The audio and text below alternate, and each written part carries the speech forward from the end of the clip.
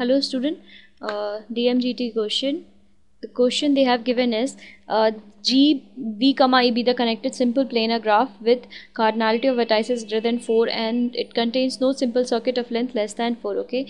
And cardinality of V is given equals to n, so maximum number of edge possible in G is, okay? Just check it out.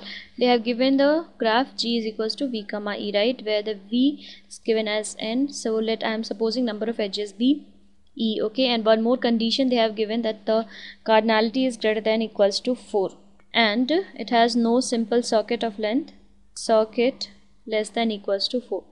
So if they are considering no simple circuit, it means they are considering about the regions, okay? So if we are say R will be the total number of regions, or you can say faces, so it will be equals to number of edges minus number of vertices plus 2, okay? So and from handshaking property, you know that from handshaking property the degree of sum of the degree of vertices is twice the number of edges, okay?